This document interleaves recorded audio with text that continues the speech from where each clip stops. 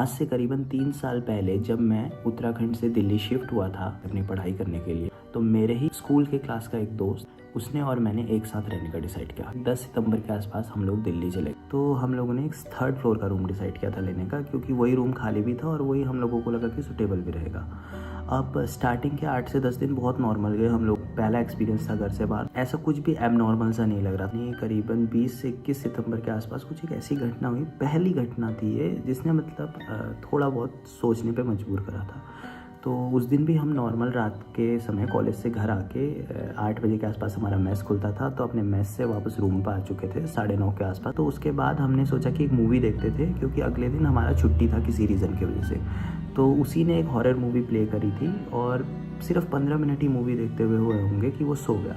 तो अभी क्योंकि 15 ही मिनट हुए थे, तो मैंने भी सोचा कि अब मैं क्या देखूं, तो मैं भी फ़ोन साइड में रख दिया, चला गया सोने के लिए। सब कुछ नॉर्मल था यहाँ तक। तो अब मैं भी 11 बजे के आसपास तक नींद आ चुकी थी मुझे, सब नॉर्मल था। लेकिन करीबन 2 से ढाई बजे के आसपास अचानक से उसकी और मेरी दोनों की नींद खुली, आवाज़ से नींद खुली। और वो जो आवाज़ थी, हमारे बाथरूम का नल खुल गया था। तो मतलब एकदम से जैसे पानी पूरे फोर्स के साथ नीचे गिरेगा तो बहुत आवाज़ आती है ना, तो वही आवाज़ आई थी रात के करीबन 2-2:30 बजे के आसपास। अब मूवी होती तो मूवी के लिए ये हॉरर सीन होता, लेकिन रियल लाइफ में नॉर्मल लगता है। मैंने उसको बोला कि तूने क्यों खुला छोड़ा, और उसने मुझे बोला कि नहीं मैंने नहीं छोड़ा था, हम लोगों ने ज़्यादा ध्यान नहीं दिया और इग्नोर करके सो गए। अब 4 से 5 दिन अगले वैसे ही फिर से नॉर्मल बीते, लेकिन 4-5 दिन बाद फिर से एक ऐसी घटना हुई जिसने मुझे थोड़ा सा मतलब वापस शॉक में डाल दिया।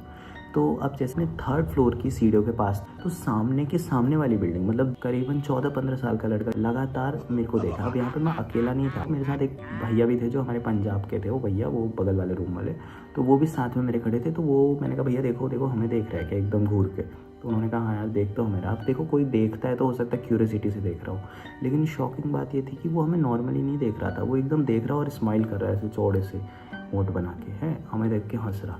तो सिमर भैया ने ऐसे हाथ खड़ा किया, उसको देख के ऐसे हाथ हिलाया, तो भी उसका रिएक्शन कुछ नहीं था, वो बस ऐसे हंसने लगा बहुत ज़्यादा, ऐसे बड़ा स्माइल करते हुए, और आँखें एकदम बड़ी बड़ी करके, क्लियर उसका फेस दिख रहा था। अचानक से हम दोनों को, भैया और मैं दोनों से डर से गए। तो हमने कहा देखो पागल है यार कैसे कर रहा है, और हम दोनों अपने रूम की तरफ भाग के आ गए। ठीक है, अब हमारे जो रूम में था ना, तो सिमर भैया का रूम था जो वो मेरी वाली वॉल के आखिरी में था, मतलब मेरे साइड में था। तो उनके रूम में भी एक विंडो थी।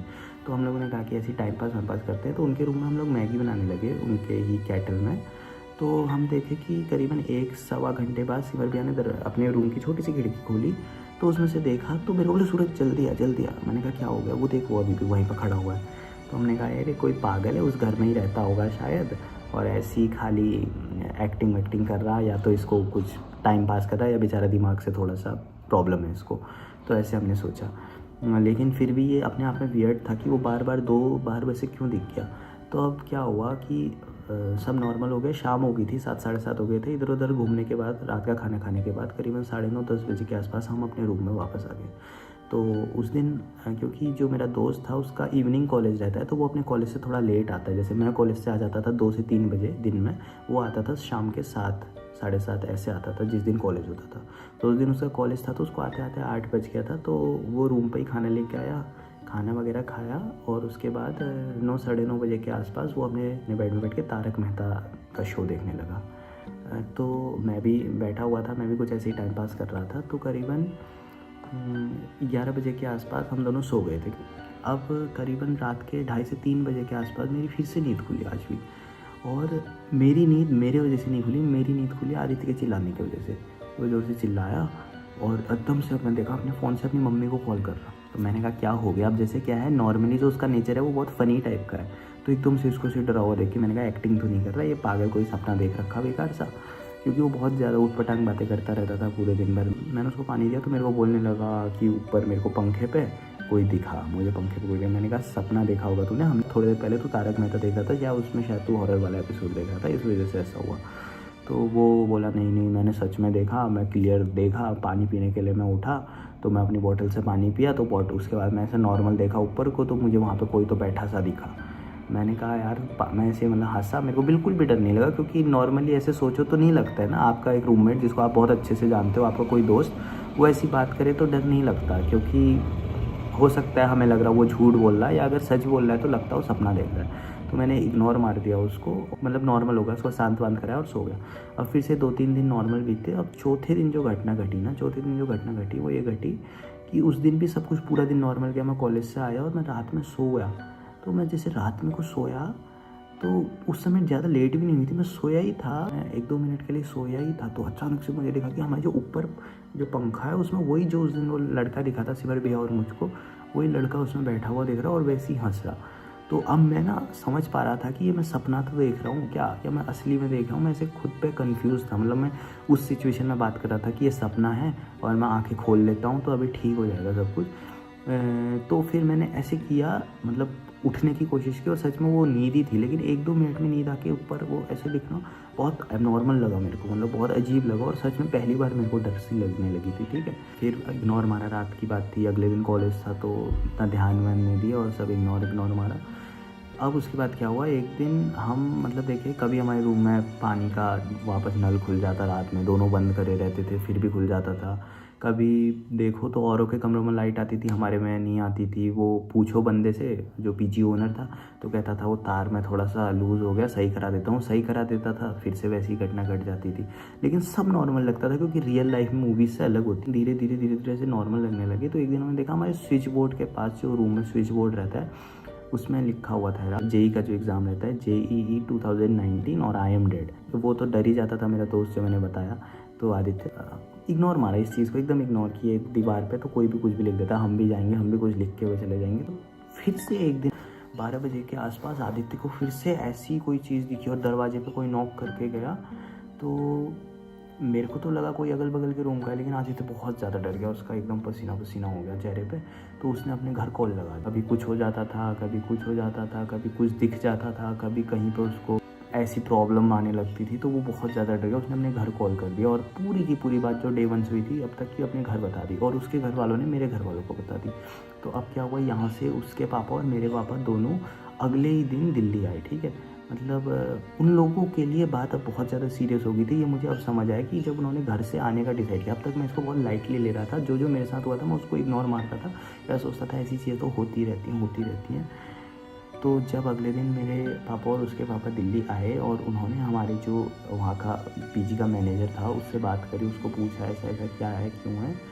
तो वो बोला सर नॉर्मल है, ऐसा कुछ तो है नहीं। लेकिन हमारे जो पीजी था सकते तो एक भैया थे जो पिछले 8 साल से दिल्ली में ही जॉब करते थे, तो वो भैया भी वहीं पे थे मतलब। तो वो भैया ने हमारे पापा को बताया कि यहाँ पे इस रूम में घटना घटी जब कोरोना स्टार्ट होने वाला था, उससे कुछ समय पहले या उसके जस्ट कुछ समय बाद एक लड़के ने उस रूम में जेई की तैयारी कर रहा था, जो उसने जहर पी लिया था, लेकिन वो बच गया था, उसको हॉस्पिटल ले गए थे और उसके बाद उसके घर ले गए थे, ऐसा बोला था। तो ये बात जैसी उसके पापा और मेरे पापा को पता चली, वो बहुत ज़्यादा गुस्सा हो गए और उन्होंने जाके पीजी के मैनेजर को पूछा ये बात हमें बताई क्यों नहीं, कि हमारे लड़कों को ऐसे कमरे पे क्यों रखा तुमने जहाँ पे ऐसे बंदा।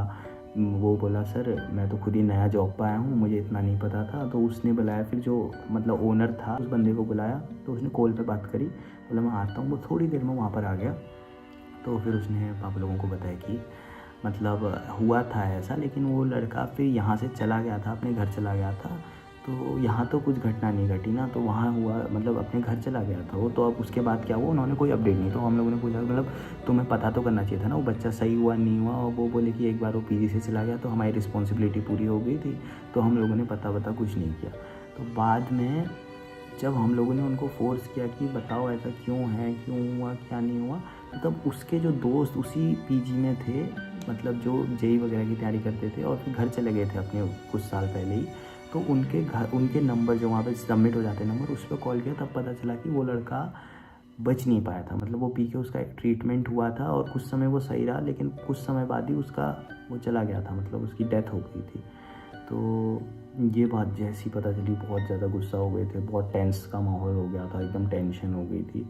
तो फिर उसके बाद डांटा मैनेजर वगैरह को, और मुझे भी पहली बार 1 सेकंड के लिए लगा था थोड़ा बहुत डर, और तो जो सारी घटनाएं हुई थी उनका कनेक्शन आपस में देखने को मिल रहा था। और फिर उसके बाद हम लोग का फ्लोर चेंज करवा दिया, 3rd फ्लोर से हम लोग को ग्राउंड फ्लोर में ले आए जो। और उसके बाद हमारे अगले 1 साल उस पीजी में स्मूथली बीता था, और उसके बाद हमारे साथ ऐसी कोई घटना नहीं हुई। वो लड़का जो हंसता हुआ दिखता था वो भी नहीं दिखा, ना मुझे दिखा, ना सिमर भैया को दिखा। और लाइट ऑन ऑफ, पानी का नल खुलना, ऐसी कोई भी घटनाएं नहीं हुई। तो ये थी दोस्तों मेरी कहानी। ये मेरी पहली वीडियो है। अगर आप लोग इस वीडियो में अच्छे से सब्सक्राइब करते हो, ज़्यादा से ज़्यादा लाइक करते हो, तो मैं बहुत ही जल्दी अगली वीडियो लेके आऊँगा। इसलिए please do like share subscribe. Thank you.